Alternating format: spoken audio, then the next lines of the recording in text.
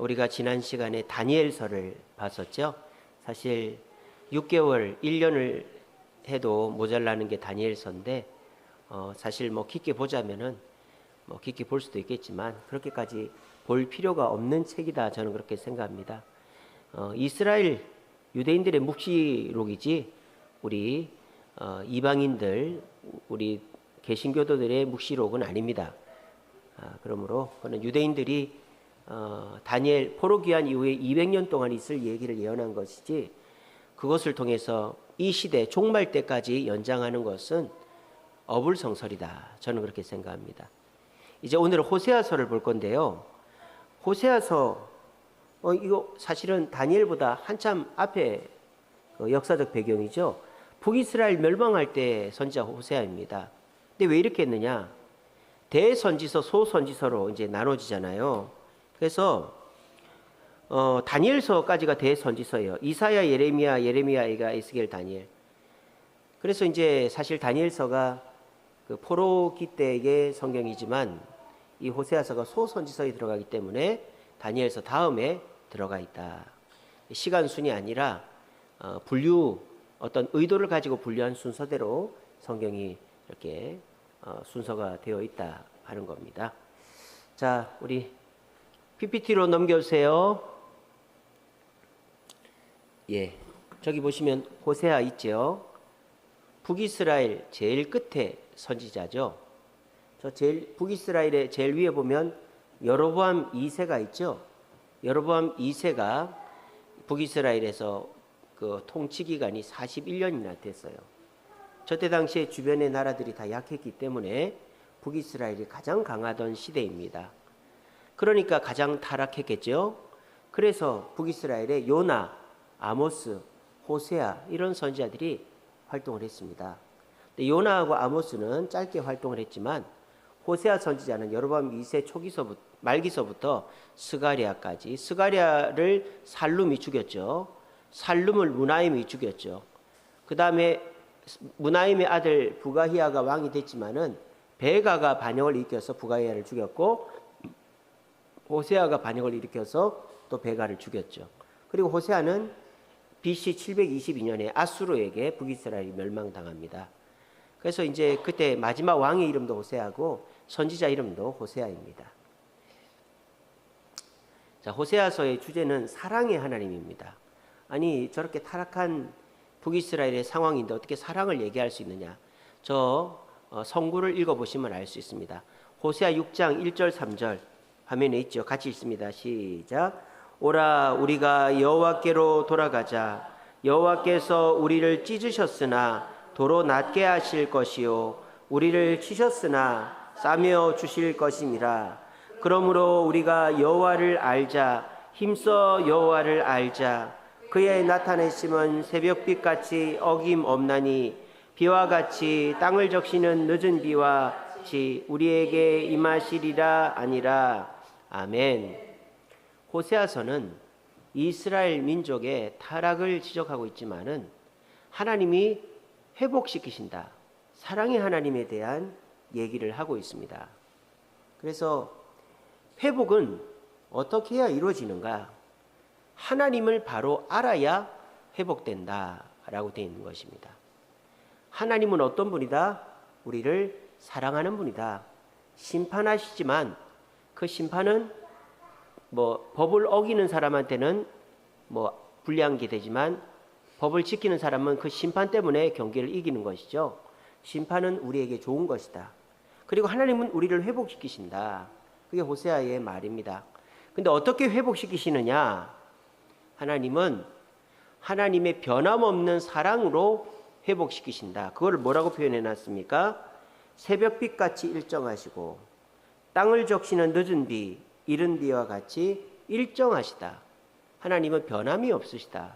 그 변함이 없는 사랑을 취소하지 않으시는 하나님을 믿고 돌아가면 하나님은 우리를 회복시키신다. 그렇게 얘기하는 거예요. 그래서 이 호세아 선지자가 이 호세아서에서 두 번에 걸쳐서 하는 말이 논쟁해보자 이런 말합니다. 2장 2절에 너희 어머니와 논쟁하고 논쟁하라. 4장 1절에 이스라엘 자손아 여호와의 말씀을 들으라. 여호와께서 이 땅 주민과 논쟁하시나니. 뭘 논쟁하잔 말입니까? 과연 너희들이 그렇게 하나님 없다 하고 하나님이 우리를 사랑한 게 뭐냐라고 말할 때 너희들의 죄는 어떠한 것인지 알고 있느냐? 그거를 지적하는 거예요. 너희들이 죄를 지었기 때문에 하나님께 심판을 받는 것이지 너희들이 아무 죄가 없는데 심판받는 거냐? 논쟁해보자. 호세아가 그렇게 얘기하는 거예요. 자, 그런데 호세아가 말로 해가지고는 백성들이 안 들으니까 어떻게 합니까? 은유적인 해석을 동원하죠. 자기의 집안을 갖고 자기 가정을 갖고 이스라엘 백성들의 그 타락을 은유적으로 표현합니다. 하나님께서 호세아에게 누구랑 결혼을 하라 그랬습니까? 고멜이라는 여자하고 결혼을 하라 그랬죠. 근데 이 고멜은 어떤 여자입니까? 음란한 여인이죠. 호세아가 결혼했더니 애 하나 낳고 도망가고, 데리고 왔더니 또 낳고 도망가고, 데리고 왔더니 또 낳고 도망가고, 그런 여자가 고멜이에요. 그래서 1장 1절서부터 2장 13절까지는 호세아와 고멜 사이에서 가정의 그 고멜의 타락을 표현하고 있어요. 그거를 가지고 호세아가 뭐라고 한다? 논쟁해보자. 호세아, 나는 하나님을 상징하고 고멜은 우리 북이스라엘을 상징한다. 우리가 이렇게 심판받고 망하는 것이 과연 하나님이 우리를 버렸기 때문이냐? 우리가 고멜같이 하나님을 떠났기 때문이다. 타락했기 때문에 음행을 저지르고 우상숭배를 했기 때문이다. 그렇기 때문에 심판받는다. 그러므로 이 심판은 우리에게 벌이 아니라 사랑의 결과다라고 얘기하는 것입니다. 그러므로 아까도 말씀드렸다시피 하나님을 바르게 아는 것이 죄로부터 벗어나는 방법이다라고 얘기하는 것이 호세아서입니다. 호세아서는 총 14장으로 되어 있죠. 아까 말씀드린 대로 1장 1절부터 2장 13절까지는 호세아가 결혼을 했죠. 누구랑 결혼했습니까? 고멜과 결혼해서 이스라엘, 로루하마, 로암미라는 이남 일녀를 낳아요. 근데 이 이름들이 다 기가 막힙니다. 하나님의 저주의 의미들이 다 들어가 있어요. 그러니까 이 에스겔도 그랬잖아요. 아내의 죽음도 슬퍼하지 못하는 그런 참 안타까운 사역자였는데 이 호세아도 더하죠. 아내는 바람나고 애들은 저주의 이름을 타고난 참 억울한 그런, 하지만 하나님의 사명을 맡았던 선지자 호세아입니다. 그런 음란하고 타락한 집안이지만 하나님은 회복시키신다라는 게 2장 14절부터 3장 5절까지 나옵니다. 제가 나중에 확인시켜 드립니다. 그리고 이제 4장부터 13장까지는 이스라엘의 죄악을 다 드러내시고 하지만 하나님 앞에 돌아오면 회복시키신다라는 말이 교차적으로 계속 나와요. 이스라엘의 음행의 죄, 우상숭배의 죄를 지었지만 하나님께 돌아가면 회복시켜 주신다. 요게 여러 번 교차적으로 4장부터 13장까지 나오고요. 14장은 이제 너희들이 결론적으로 말하는 거예요. 회개하면 하나님은 너희들을 백합화 같이, 감람나무 같이, 포도나무 같이, 잣나무 같이 회복시키실 것이다. 이렇게 결론적으로 14장에서 딱 얘기합니다. 백합화는 이제 순결을 말하죠. 너희들이 하나님께 돌아오면 순결해질 것이다. 감람나무는 뭐예요? 올리브, 기름이죠. 기름은 뭐예요? 생명을 상징하는 거예요. 너희들이 생명이 오래 갈 것이다. 포도나무를 뭘 말합니까? 잔치, 풍성함, 사랑, 기쁨을 말하는 것이요. 너희들이 나에게 돌아오면 기쁨이 넘칠 것이다. 잣나무는 잣나무가 뭐예요? 소나무과죠. 아주 백향목 같은 나무죠. 든든함. 너희들이 굳건해질 것이다. 하나님을 알고 변함없이 신 하나님께 돌아오면 너희들은 백합화 같이, 감람나무 같이, 포도나무 같이, 잣나무 같이 회복될 것이다 라고 말하는 것이 호세아서입니다. 그래서 호세아서는 백성들이 호세아 말을 안 들으니까 자기의 가정사, 하나님이 고멜이란 여인과 3명의 이남 일녀를 통해서 고생하고 있는 그 가정사를 은유적으로 예를 들어가지고 너희들이 고멜이고 우리 집안이 타락한 집안이 이스라엘이다. 그렇게 얘기하면서 그렇지만 하나님은 우리를 회복시키신다. 어떻게 하면 회복된다? 하나님을 힘써 알고 하나님께 돌아가면 회복된다. 그렇게 얘기하는 거예요. 그 회복의 구체적인 모습이 뭐다? 백합화 같이 순결하게, 감람나무 같이 생명력 있게, 포도나무 같이 기쁨이 넘치게, 잣나무와 같이 굳건하게 우리를 회복시키신다라는 것이 호세아서의 흐름이 되겠습니다. 자, 아까 말씀드린 호세아의 자녀들이 1장 4절서부터 9절까지 나오는데요. 이름이 이스라엘, 로루하마, 로암미입니다. 이스라엘은 땅 이름이에요. 땅 이름. 이스라엘 평야라고 있습니다. 갈멜산에서 이렇게 보면 이스라엘 평야가 보여요. 아주 그 비옥한 평야입니다. 그래서 첫째 아들의 이름은 땅 이름이에요. 근데 상징하는 게 뭐냐? 왕국의 멸망입니다. 왜 이스라엘이 멸망을 상징하냐? 거기에서 아합 왕과 그의 부인 이세벨이 죽었어요. 그리고 하나님이 거기서 새롭게 하신다고 말씀하시는 거예요. 로루하마는 딸인데요. 하나님의 자비가 끝났다. 은혜 받지 못한다. 이런 뜻이고요. 로암미는 아들인데요. 내 백성이 아니다. 참 이름이 저주스러운 이름이죠. 호세아라고 이런 이름을 짓고 싶었겠습니까? 하나님께서 너희 가정 자녀들을 통해서 백성들을 깨우치라고 하니까 이렇게 지은 것이죠. 예, 이렇게 하고 자, 우리 성경을 펴시겠습니다. 구약 성경 1257페이지.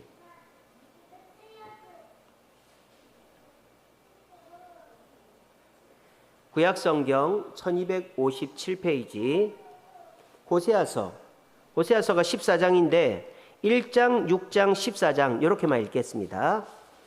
자, 방송실 호세아서 1장 틀어주세요.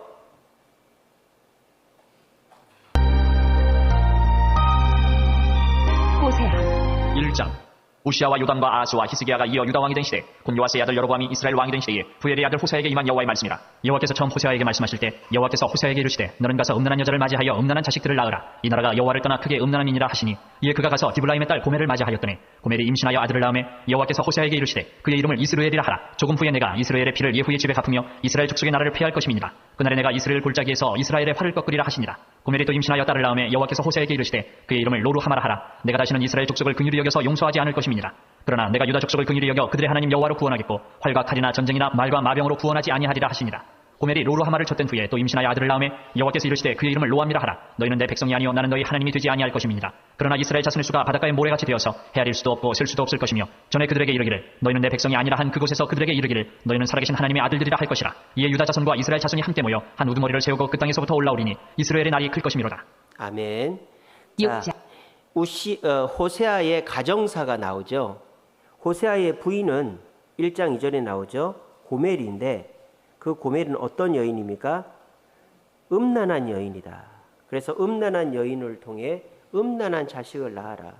참 이게 하나님이 하실 말이 아닌데 북이스라엘이 바로 이 고멜과 같은 음행을 저질렀다는 것을 깨우치기 위해서 이렇게 한 거예요. 첫째 아들은 1장 4절에 나오죠.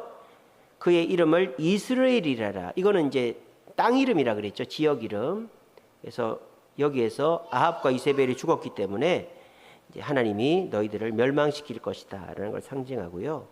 1장 6절에 보시면 로루하마라고 하라. 그래서 로루하마는 뜻이 긍휼이 여김을 받죠. 은혜가 끝났다. 그래서 은혜가 끝난 북이스라엘. 1장 8절은요. 로암미라고 그랬죠.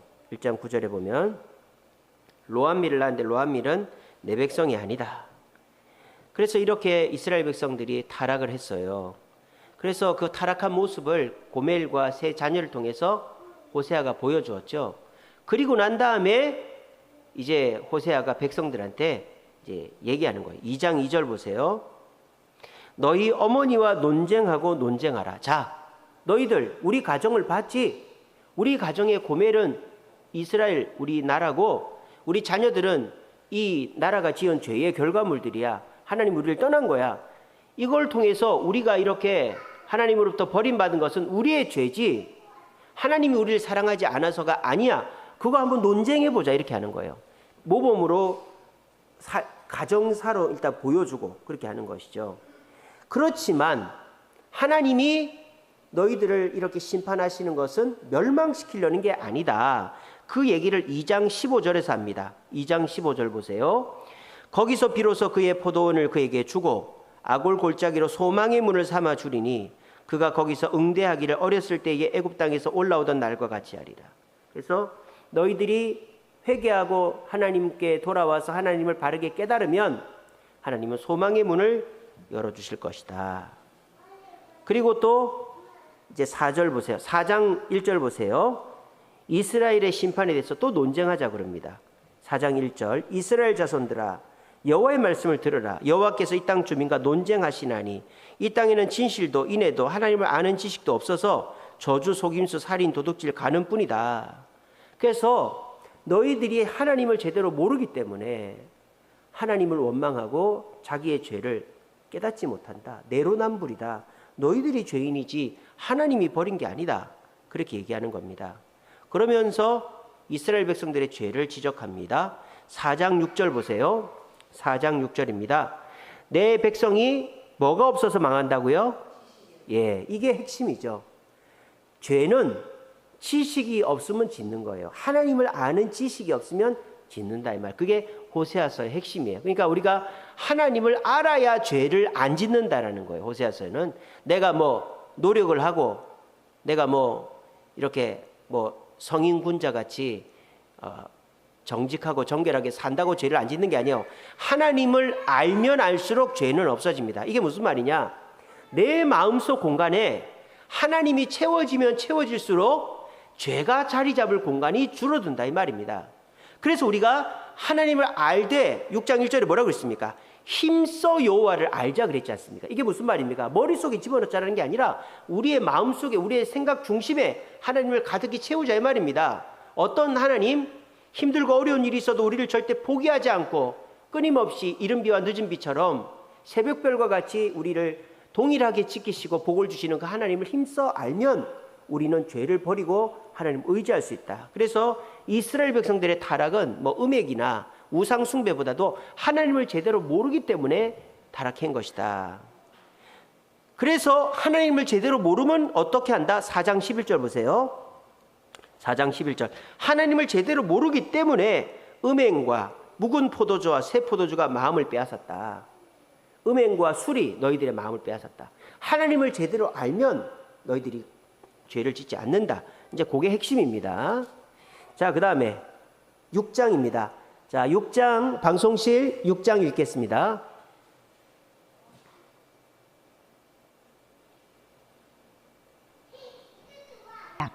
오라, 우리가 여호와께로 돌아가자. 여호와께서 우리를 찢으셨으나 도로 낫게 하실 것이요 우리를 치셨으나 싸매어 주실 것입니다. 여호와께서 이틀 후에 우리를 살리시며 셋째 날에 우리를 일으키시리니 우리가 그의 앞에서 살리라. 그러므로 우리가 여호와를 알자. 힘써 여호와를 알자. 그의 나타나시면 새벽빛같이 어김없나니 비와 같이 땅을 적시는 늦은 비와 같이 우리에게 임하시리라 하니라. 에브라임아, 내가 내게 어떻게 하랴? 유다야, 내가 내게 어떻게 하랴? 너희의 인애가 아침 구름이나 쉬 없어지는 이슬 같도다. 그러므로 내가 선지자들로 그들을 치고 내 입의 말로 그들을 죽였노니 내 심판은 비처럼 나오느니라. 나는 인애를 원하고 제사를 원하지 아니하며 번제보다 하나님을 아는 것을 원하노라. 그들은 아담처럼 언약을 어기고 거기에서 나를 반역하였느니라. 길앗은 악을 행하는 자의 고울이라. 피 발자국으로 가득 찼도다. 강도 때가 사람을 기다림같이 제사장의 무리가 세겜길에서 살인하니 그들이 사악을 행하였느니라. 내가 이스라엘 집에서 가증한 일을 보았나니 거기서 에브라임은 음행하였고 이스라엘은 더럽혀졌느니라. 또한 유다여, 내가 내 백성의 사로잡힘을 돌이킬 때에 내게도 추수할 일을 정하였느니라. 아멘. 자, 이게 이 호세아서의 핵심이죠. 6장 1절, 2절, 3절. 자, 회복이 되려면 어떻게 해야 되냐? 하나님께 돌아가야 돼요. 돌아가는데 돌아가서 뭘 하느냐? 잘못했습니다. 무릎 꿇고 눈물을 흘리는 게 아니고 하나님을 알자. 힘써 여호와를 알자. 그 말이 뭡니까? 하나님으로 내 마음을 가득히 채우자 이 말입니다. 그러면 죄가 자리 잡을 틈이 없다라는 거예요. 그렇게 이제 핵심적인 구절이 있고요. 그런데 이스라엘 백성들의 모습은 어떻다? 현재 모습은 7장 1절 보세요. 내가 이스라엘을 치료하려 할 때에 에브라임의 죄와 사마리아의 악이 드러났도다. 여기서 에브라임은 북이스라엘을 다르게 부르는 말이고 사마리아도 그 북이스라엘 수도죠. 다르게 부르는 말이에요. 자, 그러면 이스라엘에 드러난 죄가 뭐냐? 7장 3절 보세요. 그들이 그 악으로 왕을 거짓으로 지도자를 기쁘게 하다. 지도자들이 타락했단 말이에요. 북이스라엘이 음행과 우상 숭배와 지도자 타락입니다. 또 음행의 죄를 한 번 더 얘기합니다. 7장 8절입니다. 에브라임이 여러 민족 가운데, 에브라임은 북이스라엘을 다르게 표현한 거라 그랬죠. 가운데 혼합되었으니 그는 곧 뒤집지 않은 전병이로다. 전병이 뒤집지 않으면 어떻게 됩니까? 타서 못 먹죠. 예, 그렇게 말하는 겁니다.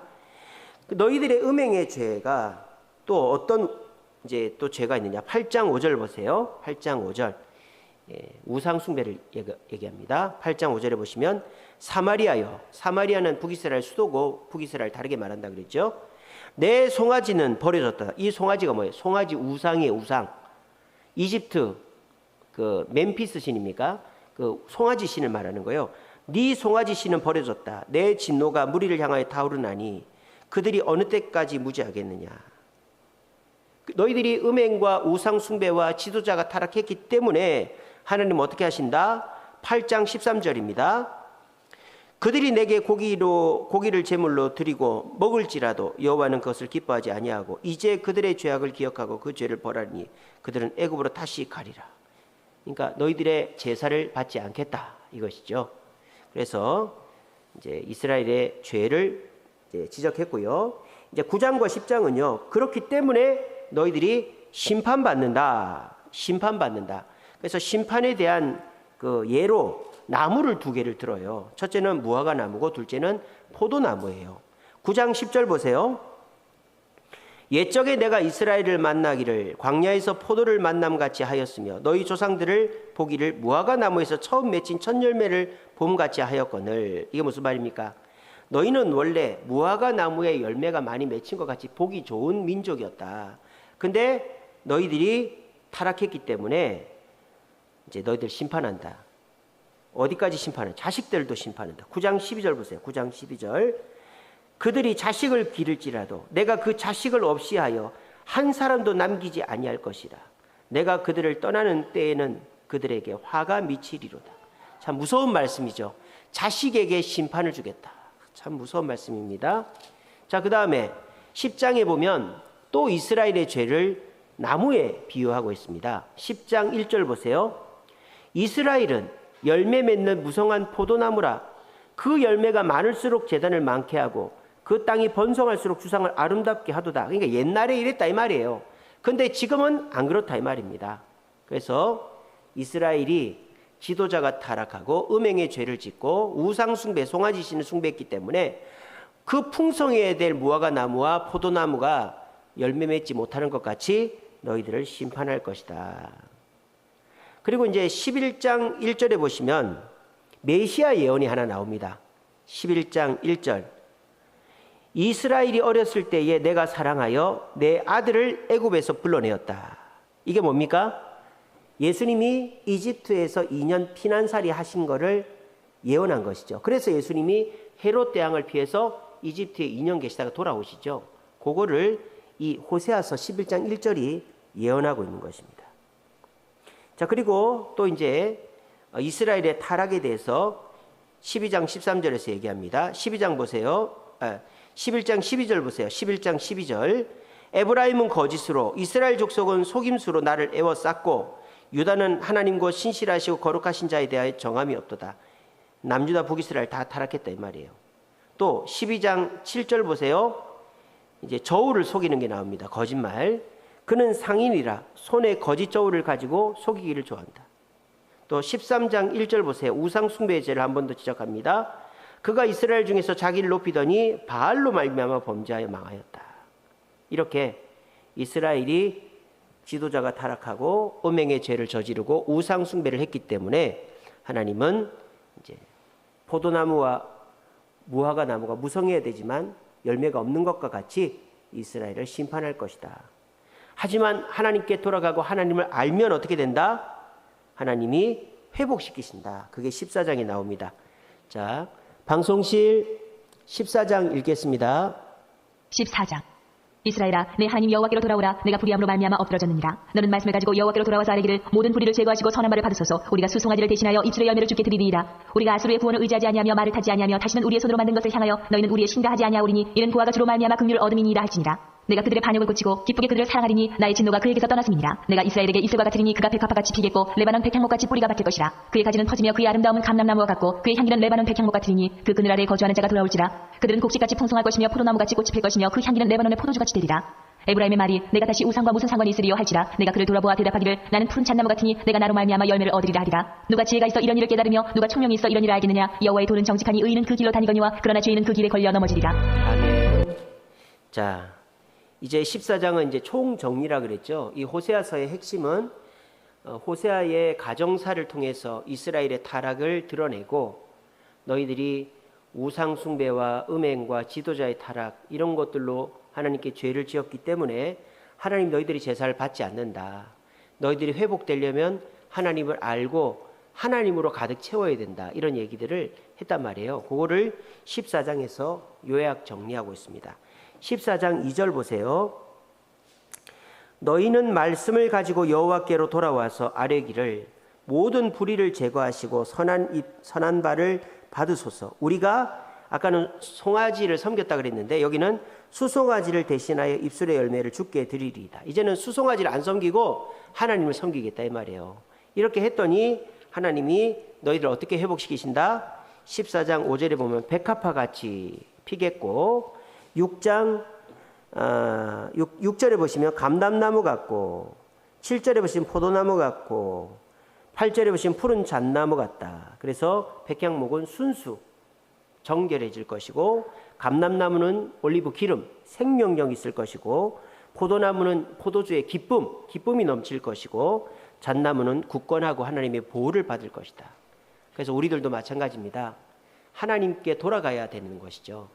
하나님께 돌아가서 뭐 잘못했습니다 무릎 꿇고 그렇게 하는 게 아니라 하나님을 많이 알아야 되는 거예요. 우리가 신앙생활이라는 것이 어떻게 보면은 뭐 행위를 많이 하는 것 같지만 사실 그 행위를 하는 것보다 더 근본적인 것은 말씀을 듣고 하나님을 알아가는 것이 가장 중요합니다. 제가 이번 주일날 설교할 것이 그것인데요. 모래 위에 쌓은 집 있지 않습니까?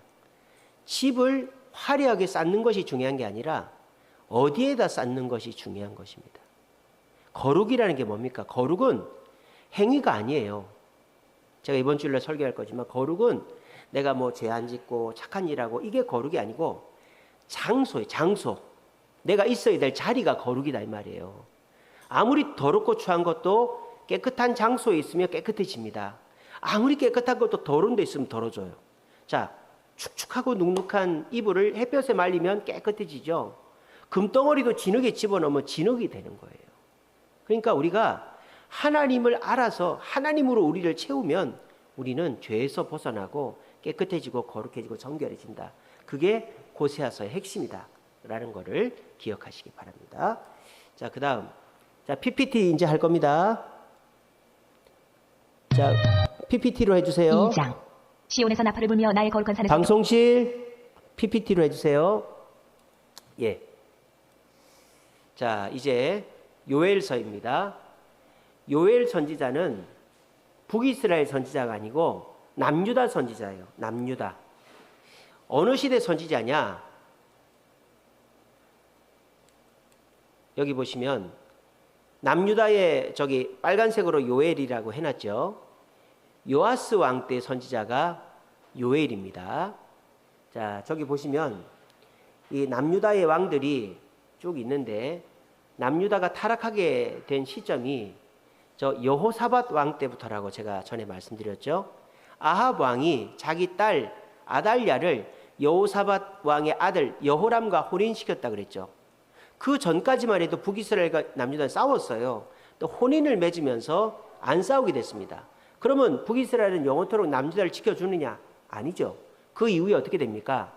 북이스라엘은 아수르랑 동맹을 맺어서 남유다를 멸망시키려고 그러는 거예요. 그러니까 남유다는 또 아수르가 아니고 아람이랑 북이스라엘은 아람과 동맹을 맺어서 남유다를 멸망시키려고 그랬죠. 그러니까 남유다는 어떻게 해요? 아람보다 더 센 북쪽에 있는 아수르와 동맹을 맺어서 또 이제 북이스라엘 멸망시키려고 그런 거죠. 그러니까 하나님 아닌 다른 존재를 의지하는 것은 소용이 없다. 아수르가 결국은 북이스라엘 멸망시키고 남유다를 멸망시키려고 그러잖아요. 그래서 이 아합과 여호사밧이 혼인을 해서 여호람이 왕이 됐는데 여호람이 죽죠. 그리고 여호람의 아들 아하시아가 전쟁터에서 화살에 맞아 죽어요. 그러니까 이 아달랴라는 저기 나오죠. 아달랴라는 여자가 이것 봐라. 내가 왕해야지 하면서 이 아달랴가 여왕이 되는 거예요. 그때 이 제사장 하나가 왕자 한 명을 쌓고 도망을 칩니다. 그게 요아스죠. 그래서 이 요아스가 이제 7살이 돼서 돌아와 가지고 왕을 하는 거예요. 근데 그때 활동했던 선지자가 요엘 선지자다 그러는 겁니다. 자, 요엘 선지자는 특징이 하나님의 심판의 날을 경고하는 것이 있고요. 성령이 임하실 것을 예언하는 것이 요엘서의 핵심입니다. 그래서 요엘서는 성령으로 충만케 하시는 하나님이 이제 주제이지요. 요엘서의 성구, 주제 성구 같이 읽어봅니다. 시작. 내 영을 만민에게 부어주리니 너희 자녀들이 장래일을 말할 것이며 너희 늙은이들은 꿈을 꾸며 너희 젊은이들은 이상을 볼 것이며. 그래서 이 요엘서는 하나님의 성령이 이 땅에 임하실 것이다 라는 것을 예언하고 있습니다. 그리고 메뚜기 재앙에 대해서 요엘서가 굉장히 자세하게 얘기를 하고 있습니다. 요엘서는 총 3장으로 되어 있습니다. 그래서 요엘이라는 선지자가 누구인지를 얘기하고 메뚜기 재앙으로 이제 이스라엘 남유다가 멸망할 것을 예언하고 있고요. 회개를 권고하고 성령께서 너희들에게 임하실 것이다. 그런 얘기들을 합니다. 자, 요엘서 1장 4절 앞에 있죠. 같이 읽어봅니다. 시작. 팥중이가 남긴 것을 메뚜기가 먹고 메뚜기가 남긴 것을 느치가 먹고 느치가 남긴 것을 황충이 먹었도다. 저기 보면은 팥중이, 메뚜기, 느치, 황충 4개가 나오죠. 전 다 똑같이 메뚜기를 말하는 거예요. 근데 메뚜기를 왜 저렇게 4가지 단어? 자, 우리나라도 쌀을 뭐 여러 가지로 표현하지 않습니까? 뭐 현미도 있고 뭡니까? 찹쌀도 있고 맵쌀도 있고 보리쌀도 있고 막 그런 거 아닙니까? 물론 종류도 다르지만, 근데 저 메뚜기도 종류가 조금씩 다르겠지만 이제 아주 디테일하게 해놓은 것이죠. 그래서 사실은 다 똑같은 메뚜기예요. 근데 저 메뚜기를 이제 이스라엘의 심판을 좀 더 자세히 설명하기 위해서 저렇게 이제 4개로 구분해 놓은 거예요. 팥중이는 히브리어로 가잠인데 자르다라는 뜻이에요. 그러니까 메뚜기 어떤 습성이 있느냐? 메뚜기는 풀을 다 갉아먹어 버리거든요. 그래서 그런 습성을 강조하기 위해서 팥중이라고 표현을 해 놓은 거고, 또 이제 메뚜기라는 말은 히브리어로 아리배인데 많은 때다. 그러니까 메뚜기는 마릿수로 이제 심판을 하는 것이죠. 그래서 메뚜기의 급격히 증가하는 그런 습성을 얘기하는 것이고요. 느치는 알레르인데 갉아먹다. 그래서 모든 것을 갉아먹어버리는 특징을 얘기하는 말이 느치고요. 황충이라는 것은 끝장내다. 그러니까 한번 가면은 다 없애버린다 이런 뜻이에요. 그러니까 저 4가지 습성들의 말을 조합하면 그 심판이 어떤 것인가를 알 수 있겠죠. 하나님의 심판은 한꺼번에 급격히 모든 것을 삼켜버리는 심판이다. 그러니까 지금 우리가 이 세상을 보면 이 뭐 평화롭고 풍요롭고 하나님을 저주해도 뭐 하나님은 심판하지 않으시는 이런 세상이 영원할 것 같죠? 그죠? 하지만 이 메뚜기 재앙과 같이 하나님의 심판은 한꺼번에 급격히 모든 것을 갉아먹어버리는 심판이 임한다라는 거예요. 그래서 하나님의 심판은 갑작스럽게 임한다. 뭐 지금 자연재해도 그렇잖아요. 뭐 쓰나미라든지 지진이라든지 화산이라든지 이런 것들 보면 뭐 경고가 없지 않습니까? 그냥 한꺼번에 갑작스럽게 일어나죠. 그래서 하나님은 우리에게 심판하실 때 경고하지 않는다. 그 경고는 언제 하는 거예요? 지금 경고하는 거죠. 지금 이 경고를 듣지 않고 그렇게 가만히 있으면 심판받는다라는 것을 얘기하고 있습니다. 그리고 이제 호세아서하고 요엘서, 이제 저기 보면 이사야서에서부터 스가랴서까지 예수님을 예언한 것들이 쭉 나오는데요. 호세아서에는 아까 얘기했죠. 호세아 11장 1절에 내 아들을 애굽에서 불렀다. 그게 메시아 예언이라 그랬죠. 그게 마태복음 2장 15절에서 실현됐죠. 또 요엘서에 보면은 내가 성령을 부어주겠다. 성령 강림이 요엘서 2장 28절에 나오는데 그게 사도행전 2장 16절에 보면 급하고 강한 바람, 비둘기 같은 형상으로 그 150명의 그 마가 요한의 다락방 모인 사람들에게 임했죠. 그게 그대로 현실로 된 겁니다. 이제 그런 게 예언이 나와요. 자, 그럼 요엘서 간단히 살펴보고 마치겠습니다. 자, 1장 보시면요. 요엘이라는 사람이 누군가가 소개가 되어 있죠. 요엘은 부두엘의 아들이다 라고 되어 있어요. 부두엘. 근데 이 부두엘이 누군지는 찾아봐도 없어요. 그래서 그냥 부두엘의 아들로만 나오고 1장에는 하나님이 남유다를 심판하실 것이다. 남유다를 심판하실 것이다. 여호와의 날, 심판의 날을 얘기합니다. 1장 4절 보세요. 아까 읽었죠? 팥중이가 남긴 것을 메뚜기가 먹고 메뚜기가 남긴 것을 느치가 먹고 느치가 남긴 것을 황충이 먹으리라. 자, 메뚜기라는 단어는 한 10개 정도가 있는데 이 성장에 따라서 이름을 다르게 붙입니다. 자, 그런데 이거를 다 조합해서 보면 여호와의 날, 심판의 날이 얼마나 혹독한지를 얘기한단 말이에요. 하나님은 갑작스럽게 한꺼번에 모든 것을 갉아먹는 메뚜기와 같이 남유다를 심판하실 것이다. 그렇게 얘기하는 거예요. 그래서 그 심판이 얼마나 혹독한지 1장 6절 보세요. 그들은 강하고 수가 많으며 그 이빨은 사자의 이빨 같고 그 어금니는 암사자의 어금니 같도다. 야, 이 뭐 메뚜기가 무슨 사자, 암사자 같대요. 근데 이거는 메뚜기가 그렇다는 게 아니라 하나님의 심판이 그렇게 무섭다라는 거예요. 또 메뚜기를 표현한 게 있습니다. 2장 4절 보세요. 그의 모양은 말 같고 그 달리는 것은 기병과 같다. 그래서 이 메뚜기들이 아무것도 아닌 것 같지만 한꺼번에 갑작스럽게 달려들면 너희들은 감당할 수가 없다. 그래서 슬퍼하라고 합니다. 1장 13절 보세요. 제사장들아 너희는 굵은 배로 동이고 슬피 울지어다. 제단에 수종드는 자들아 너희는 울지어다. 내 하나님께 수종드는 자들아 너희는 와서 굵은 배옷을 입고 밤새도록 울지어다. 하나님의 심판이 언제 임할지 모르니까 너희들 울어라. 울어야 여호와의 날, 성령이 임하는 날이 임한다라는 거예요. 그래서 금식을 권고하죠. 2장 12절 보세요. 2장 12절입니다. 여호와의 말씀에 너희는 이제라도 금식하고 울며 애통하고 마음을 다하여 내게로 돌아오라. 너희는 이 아주 중요한 말이 있죠. 2장 13절 보세요. 옷을 찢지 말고 마음을 찢고 너희 하나님 여호와께로 돌아와라. 마음으로 돌아와라. 그러면은 하나님이 뭘 보내주신다? 성령을 보내주신다. 2장 28절입니다. 2장 28절.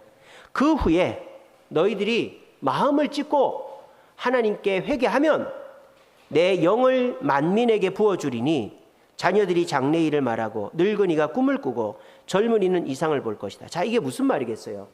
자녀들이 장래를 보고 늙은이가 꿈을 꾸고 젊은이가 이상을 본다. 이게 뭐 미래가 있다 이 말이에요. 여호와의 날, 심판의 날은 미래가 없죠. 갑작스럽게 임한 심판으로 끝나는 거예요. 근데 너희들이 눈물을 흘리고 슬퍼하고 마음을 찢고 회개하면 하나님이 너희들에게 미래를 주신다 이 말이에요. 근데 그 기회를 놓쳤죠. 여호수아가 아수르 군대를 물리쳤지만 바벨론 군대에게 모든 비밀을 보여주고는 어떻게 합니까? 회개하지 않죠, 하나님께. 그래서 너의 아들 때에 나라가 망할 것이다. 그래서 나라가 시드기야 때 망하지 않습니까? 그러니까 만약 여호수아가 제대로 히스기야죠. 여호수아가 아니고 히스기야가 제대로 회개했다면 하나님께서 이 말씀처럼 너희 자녀 대대손손에게 미래가 있을 것이다. 그렇게 얘기하시는 거예요. 그래서 너희들이 성령을 회개해서 성령을 받으면 어떻게 된다? 3장 20절 보세요. 3장 20절. 유다는 영원히 있겠고 예루살렘은 대대로 있으리라. 너희들이 마음을 찢고 회개하면 성령을 받게 되고 그 성령으로 말미암아 너희들의 미래는 창창할 것이고 유다와 예루살렘은 대대로 있게 될 것이다 라는 거예요. 자, 이제 마칩니다. 근데 참으로 안타깝게도 호세아의 예언대로 북이스라엘이 회개하고 회복됐느냐? 회복됐습니까? 안 됐죠. 호세아가 뭐라고 얘기했다고요? 힘써 여호와를 알자. 하나님 우리를 사랑하시고 회복시키시고 하나님을 우리가 알아서 가슴에 하나님에 대한 지식, 말씀을 많이 듣고 성경을 많이 읽고 하는 것이 우리가 뭐 선한 행위를 많이 하는 것보다 더 중요한데 그렇게 해서 하나님 많이 알게 되면 죄를 멀리하게 돼서 회복하게 된다. 그래서 어떻게 된다? 백향목같이 순결해지고 감람나무같이 생명력 있게 되고 포도나무같이 기쁨이 넘치게 되고 잣나무같이 든든하게 보호받는다. 그런데 북이스라엘은 그렇게 하지를 않았다. 요엘서는 남유다에 대한 예언이라 그랬죠. 남유다도 지금 하나님 앞에 범죄하고 있단 말이에요. 북이스라엘과 동맹을 맺고 아수르와 동맹을 맺고 하나님을 의지하지 않았단 말이에요. 그래서 하나님께서 뭐라고 그러신다? 너희들을 메뚜기 재앙과 같이 갑작스럽게 한꺼번에 달려들어서 모든 것을 갉아먹어버리는 메뚜기 재앙이 너희들에게 임할 것이다. 슬퍼해라. 너희들 경고 없다. 지금 슬퍼하지 않으면 경고가 없다. 근데 지금 슬퍼하되 마음을 찢고, 그러니까 여기 그렇게 해놨죠. 옷을 찢지 말고 마음을 찢는 마음으로 회개하면 하나님이 성령을 부어주신다. 성령이 오시면 어떻게 된다? 젊은이들이 장래일을 말하고 또 늙은이들이 꿈을 꾼다. 유다가 예루살렘이 영원할 것이다. 그런데 남유다는 옷을 찢고 회개했습니까? 안 했습니까? 안 했죠. 그래서 남유다도 멸망했어요. 북이스라엘은 BC 722년에, 남유다는 BC 586년에 멸망했습니다. 하나님의 예언의 말씀을 듣지 않았기 때문에. 자, 이 말씀은 오늘날 이 시대 교회와 성도들에게도 적용이 되는 것입니다. 하나님의 말씀은 이 성경책에 옛날이나 지금이나 동일하게 기록되어 있습니다. 아니, 지금은 더 분명하고 자세하게 기록이 되어 있는 것이죠. 옛날에는 선지자가 하나님의 말씀을 받지 않으면 하나님의 말씀을 알 도리가 없지 않습니까? 그런데 지금은 이 성경책에 다 기록이 되어 있으니까 목사들뿐만 아니라 일반 성도들도 얼마든지 하나님 말씀을 알 수가 있습니다. 그런데 요즘 사람들은 하나님 말씀 알기를 즐겨하지 않고 그냥 종교 생활하는데 치우쳐 있다라는 거예요. 그리고 내가 예배 빠지지 않고 헌금하고 봉사하고 내가 행위를 많이 하면 복받고 천국 가는 줄 알고 있단 말입니다. 그것으로 천국 가는 것이 아니라 하나님을 가득히 채워야 천국을 간다라는 거예요. 제가 그런 얘기를 많이 합니다. 진열장 신앙에서 벗어나야 된다. 여러분 기억하십시오. 진열장 신앙에서 벗어나야 된다. 진열장이 뭡니까? 트로피, 뭐 기념품, 또 내 귀한 거 뭐 이런 것들을 자랑하고 싶은 거를 진열해 놓는 게 진열장이지 않습니까? 근데 일반적인 기독교인들이 어떻게 신앙생활 하느냐? 그 진열장에다가 예수님을 하나 갖다 놓는 것이 내 신앙생활이다라고 착각하고 있는 거예요. 그래서 어떤 사람은 저 구석에다가 예수님을 갖다 놓기도 하고, 어떤 사람은 그래도 나는 교회 목사고 장로고 권사니까 제일 중간에다 갖다 놔야지, 그렇게 신앙생활 하는 분들이 계세요. 여러분 그건 잘못된 겁니다. 어떻게 해야 됩니까? 그 진열장을 없애버려야죠. 그 진열장에 있는 상, 술, 내 기념품들을 다 없애버려야죠. 그리고 그 진열장 자리에다가 예수님을 갖다 놔야죠. 그게 진짜 신앙생활이다라는 거예요. 아까 제가 말씀드렸지 않습니까? 거룩은 행위가 아니라 장소라고. 내가 예수 그리스도 안에 주님 반석 위에 있는 게 거룩이에요. 내가 죄인이라도. 근데 내가 진열장, 내가 하던 거 그대로 하면서 그 예수님 상, 뭐 내가 뭔가 종교적 행위를 조금 더 했다고 복 받는 게 아니란 말이에요. 그거는 모래 위에다가 종교적 행위를 쌓는 것과 똑같다 이 말이에요. 오늘날 성도들이 그렇게 한단 말이에요. 그렇게 하면 어떻게 된다? 이 호세아의 예언을 들은 북이스라엘이 망한 것처럼, 요엘의 예언을 들은 남유다가 망한 것처럼 망할 수밖에 없다라는 것입니다. 우리는 종교 생활을 하는 것이 아니라 우리의 삶 속에 있는 모든 중요한 것들, 목표나 관심이나 내가 모아둔 모든 경험이나 그런 내 트로피들을 다 치워버리고 반석 위에 예수 그리스도 위에 내 자신을 올려놓는 그것이 우리의 신앙생활이 되어야 된다라는 거예요. 그렇게 할 때 우리는 여호와의 날, 성령의 날, 내 자녀들, 후손들까지 영원토록 복받는 날이 우리에게 온다라는 것을 이 호세아서와 요엘서가 가르쳐주고 있습니다. 뭐 여러 교회들이 있습니다만은 뭐 교회를 폄하할 생각은 없지만 참 안타까운 것은 잘못된 방향으로 교회를 이끌어가는 교회들이 많아요. 뭐 복을 강조한다든지 어떤 행위, 뭐 선교하는 교회, 구제하는 교회, 뭐 제자 훈련하는 교회.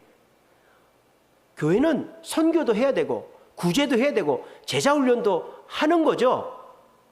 그 다 하는 거지 그것만 하는 게 교회가 아닌데, 뭐 저기 온누리 교회는 두란노 뭡니까 그 문서 사역 그런 거에 몰빵을 하고 또 어떤 교회는 뭐만 강조하고 그런 식으로 하는 게 교회가 아니에요. 교회는 돈 가지고 세를 과시하는 게 아니고 내가 뭔가를 뭐 하고 싶은 그런 특징적인 사역을 하는 데가 아니라 하나님을 알아가는 곳이 교회다. 그래서 내 모든 것을 치워버리고 반석 위에다가 내 자신을 올려놓는 것이 교회다. 그렇게 할 때 우리는 심판의 날이 와도 두려워하지 않고 그 심판을 견딜 뿐만 아니라 미래가 있는 자들이 될 수가 있다. 우리 주세움 교회는 그런 교회가 되려고 애를 쓰고 있다. 여러분들도 그렇게 신앙생활 하려고 할 때 진짜 예수님을 만나게 되고 말씀을 들으면 말씀이 그대로 깨달아지고 은혜가 되고 가슴에 와닿고 눈물이 나고 또 주님을 위해서 헌신하려고 할 때 일이 잘 되고 기쁨이 있고 또 내가 개인적으로 하는 일들도 소망이 있고 잘 되고 이런 축복들을 누리게 된다라는 것입니다. 여러분 안타깝게도 호세아서와 요엘서는 현실에서 이루어지지 않았어요. 그 북이스라엘과 남유다에는. 하지만 오늘 이 호세아서 요엘서를 들은 저와 여러분들은 그 예언이 우리에게 이루어질 수 있도록 힘써 여호와를 알고 성령을 받아서 우리의 미래가 밝아지게 만드는 저와 여러분들이 되시기를 간절히 바랍니다. 기도하겠습니다.